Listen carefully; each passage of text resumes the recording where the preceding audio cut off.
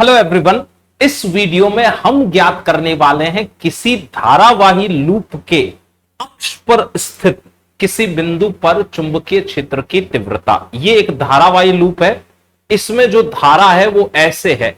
आप अगर यहां ऊपर वाले बिंदु पर देखना चाहें तो धारा की दिशा ऐसे है, फिर आगे किसी बिंदु पर देखना चाहें तो धारा की दिशा स्पर्श रेखा ऐसे है।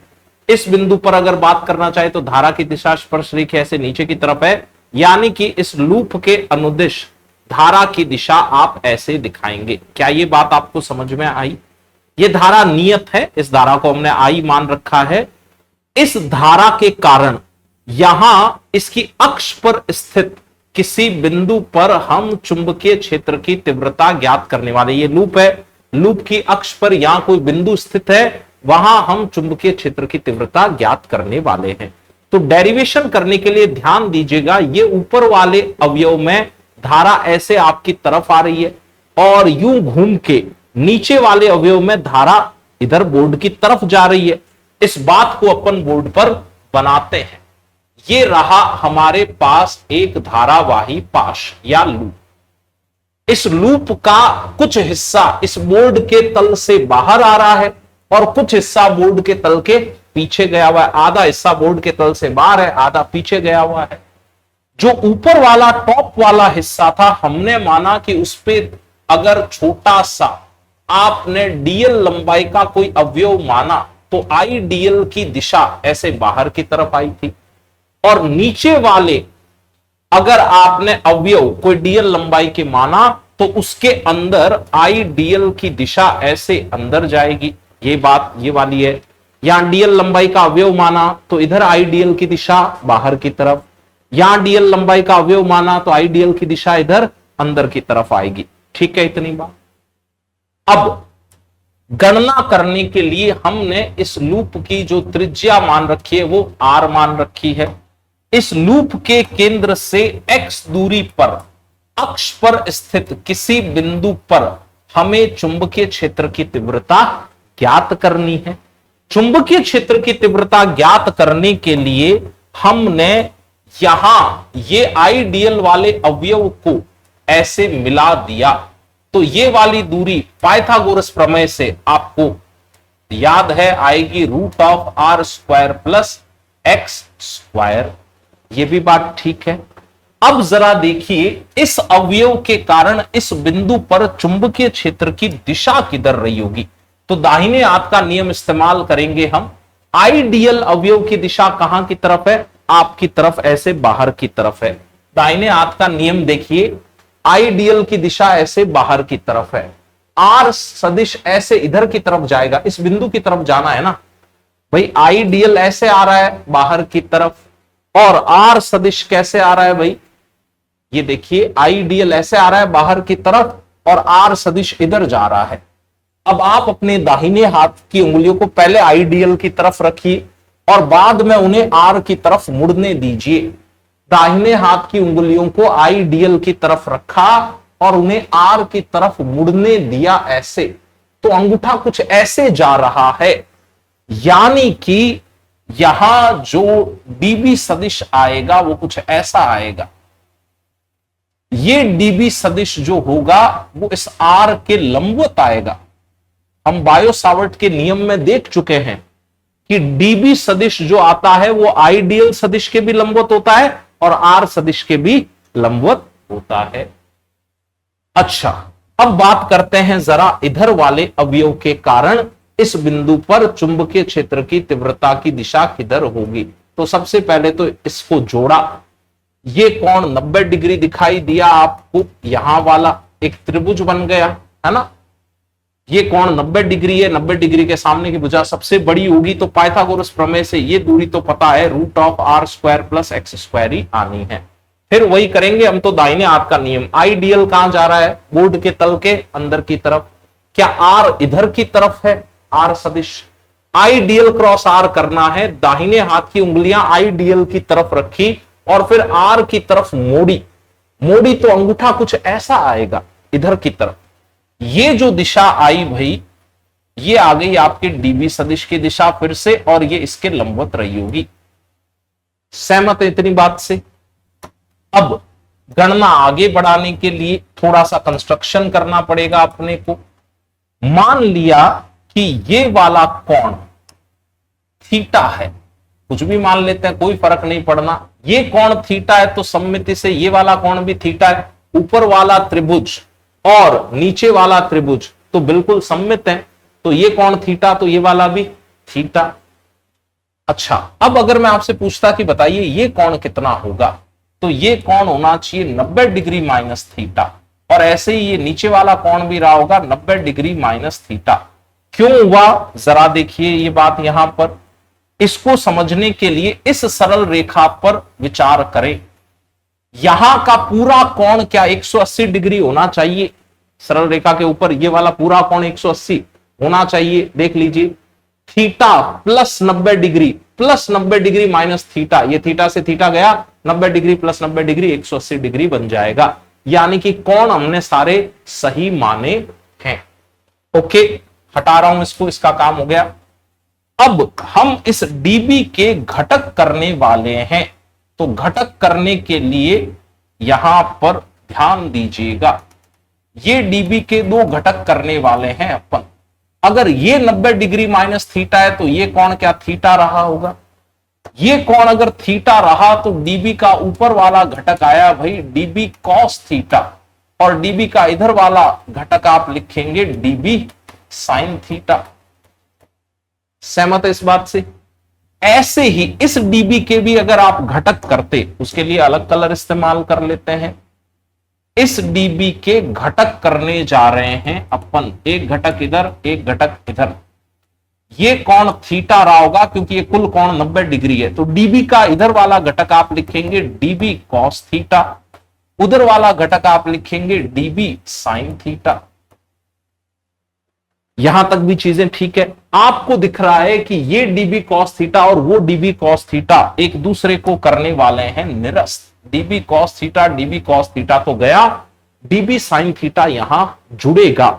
यानी कि इस अक्षीय बिंदु पर नेट जो चुंबकीय क्षेत्र की तीव्रता आएगी उसकी दिशा ऐसी रही होगी। तो अब हम B का मान ज्ञात करने वाले हैं। B का मान आपके पास आने वाला है समाकलन 2 dB साइन थीटा। ये dB साइन थीटा जुड़ के हो गया 2 dB साइन थीटा।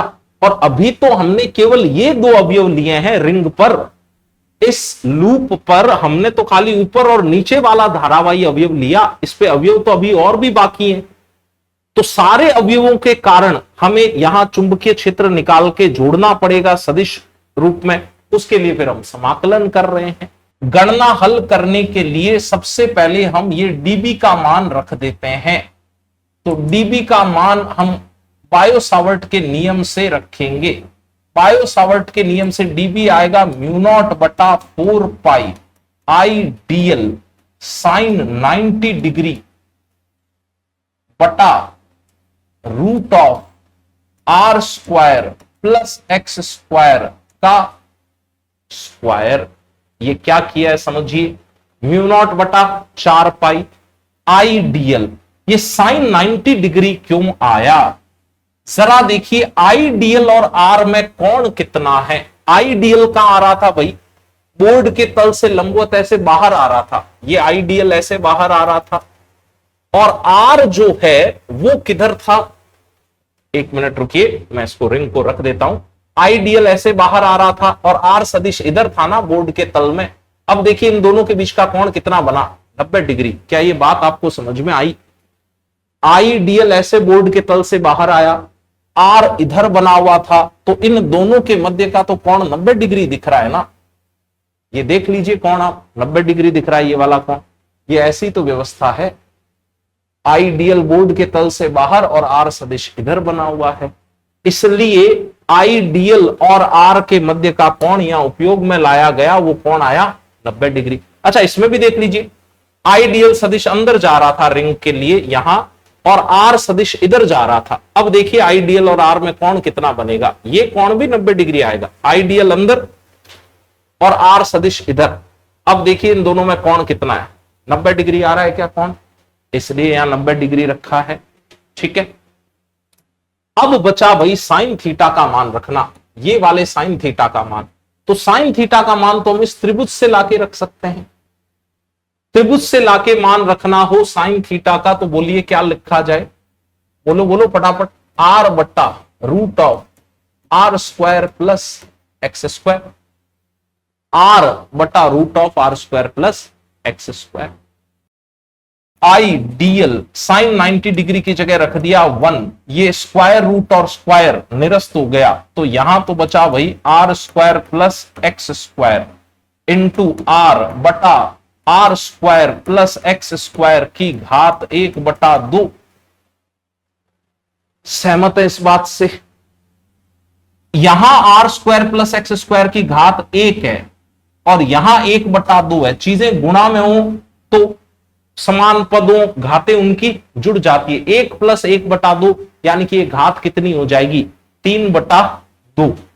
तो ये भी लिख लेते हैं अपन, 2μ0/4 आई डीएल बटा are square plus x square की घात 3/2 और एक आर यहां बाहर पड़ा है।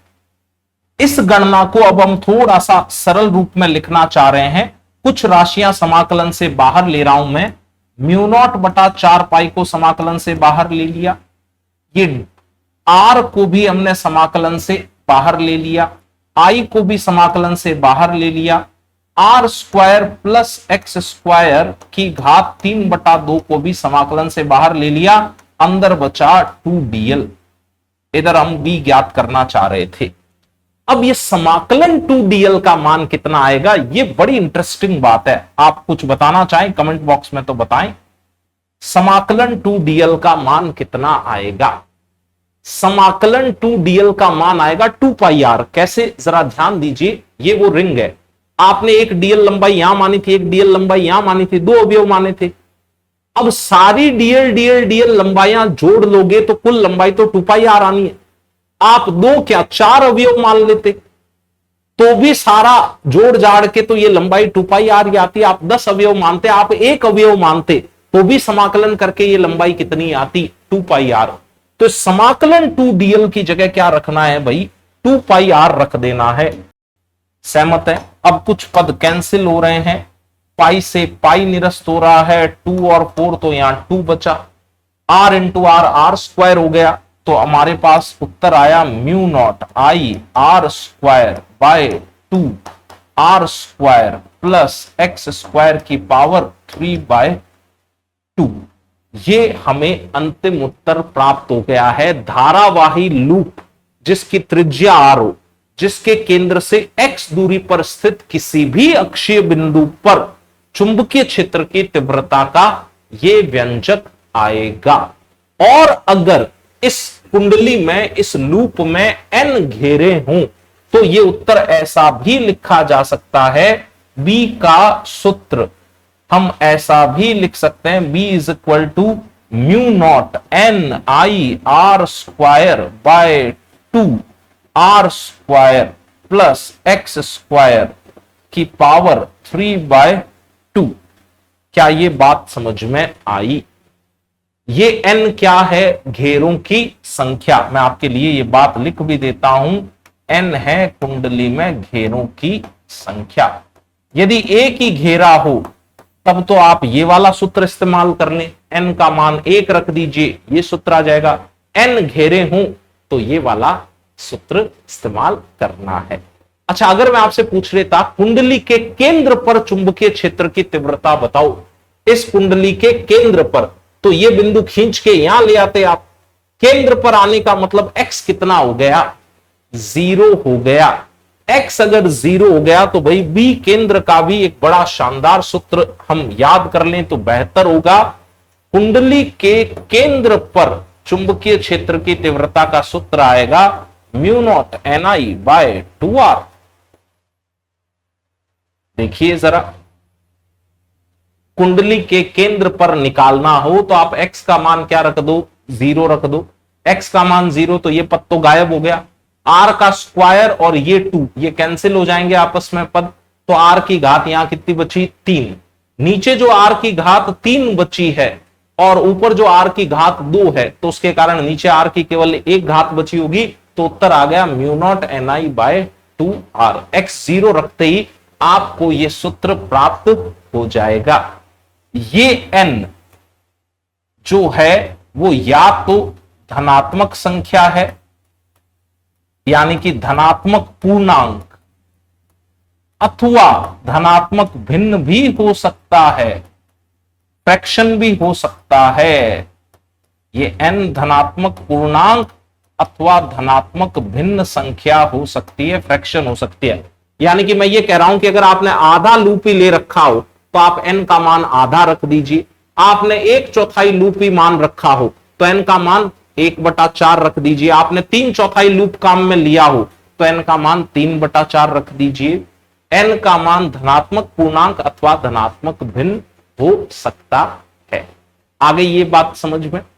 अब अगर कोई आपसे यह पूछता कि बताइए यहां के किसी बिंदु पर चुंबकीय क्षेत्र की दिशा किधर रही होगी, मैं ये कहना चाह रहा हूं कुंडली के इधर किसी बिंदु पर बताइए चुंबकीय क्षेत्र की दिशा किधर रही होगी। इधर तो हमने तय कर लिया चुंबकीय क्षेत्र यहां आया था, इस धारावाही कुंडली के अक्ष के इस बिंदु पर चुंबकीय क्षेत्र की दिशा बताइए। फिर से काम वही करना है जो अभी थोड़ी देर पहले किया था। आइडियल क्या इधर की तरफ है, अब आप आर बनाइए, जरा मैं बना देता हूं आपके लिए। आइडियल तो ये रहा, आर इधर की तरफ बनाया, ऐसे ऐसे ऐसे ऐसे ऐसे। आइडियल ये रहा, आर ऐसे ऐसे ऐसे ऐसे बना हुआ है। दाहिने हाथ के नियम से जरा देखिए तो डीबी किधर आएगा। दाहिने हाथ के नियम से देखने के लिए आइडियल की तरफ दाहिने हाथ की अंगुलियां और आर की तरफ अंगुलियां मुड़ी ऐसे। दाहिने हाथ के नियम से देखने के लिए आइडियल की तरफ आपकी अंगुलियां और आर की तरफ उन अंगुलियों को फिर मोड़ना है ऐसे। ऐसे जब आप मोड़ेंगे तो अंगूठा कुछ ऐसा आएगा। आइडियल से आर की तरफ अंगुलियां मुड़ी, आइडियल से आर की तरफ अंगुलियां मुड़ी तो अंगूठा कुछ ऐसा आया, यानी कि इस रेखा के लंबवत इधर डीबी आ गया अपना। क्या ये बात समझ में आई? अब जरा इसके कारण देखते हैं।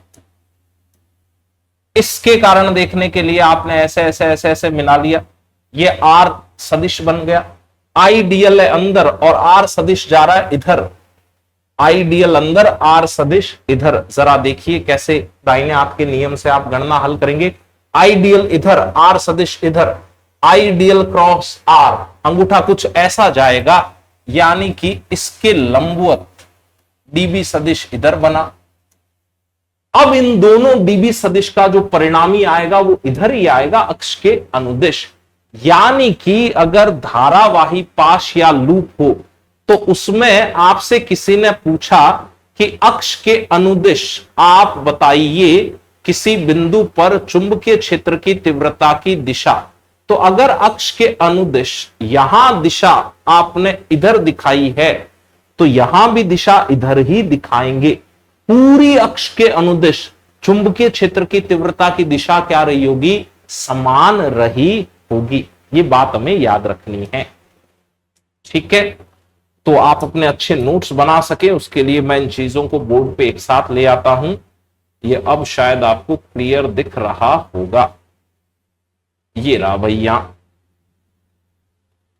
ओके।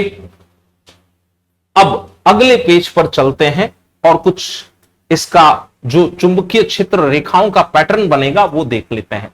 मान लीजिए इस कुंडली में नियत धारा है, ये वाली धारा आई जो है ना वो नियत है। तो आपको एक काम करना है, कुंडली ये रही, इसमें धारा ऐसे ऐसे यूं यूं है धारा, तो आप अपने दाहिने हाथ की अंगुलियों को धारा की तरफ घुमाइए। दाहिना हाथ मेरा ये है, अंगुलियों को धारा की तरफ ऐसे घुमाया। अंगूठा कहां दिखा भाई? ऊपर दिखाना अंगूठा। यानी कि इधर से चुंबकीय क्षेत्र रेखाएं निर्गत होगी। जिधर से चुंबकीय क्षेत्र रेखाएं निर्गत होती है कुंडली का वो सिरा हम क्या मान लेते हैं? नॉर्थ पोल मान लेते हैं, उत्तरी ध्रुव मान लेते हैं। यहां से चुंबकीय क्षेत्र रेखाएं निकल रही है ना, तो आप ऐसा मान लो कि ये नॉर्थ है और ये साउथ है। नॉर्थ से ही तो चुंबकीय क्षेत्र रेखाएं आप बाहर निकालते हैं, है ना, और साउथ में चुंबकीय क्षेत्र रेखाएं प्रवेश करती हैं। चुंबक के डायग्राम ऐसे ही तो बनाते हैं चुंबकीय क्षेत्र रेखाओं के। तो ये ऊपर वाला कुंडली का सिरा नॉर्थ पोल बनेगा और नीचे वाला कुंडली का जो सिरा है वो बन जाएगा साउथ पोल, यानी कि दक्षिणी ध्रुव। इस कुंडली में अगर ऐसे धारा हो तो कुंडली का ऊपरी सिरा नॉर्थ पोल यानी कि उत्तरी ध्रुव की तरह काम करेगा और कुंडली का निचला सिरा साउथ पोल यानी कि दक्षिणी ध्रुव की तरह काम करेगा। मैं उम्मीद करता हूं कि आपको ये सारी बातें समझ आई होंगी। अगर आपका कोई भी डाउट है तो प्लीज उसे कमेंट बॉक्स में पूछ लीजिए।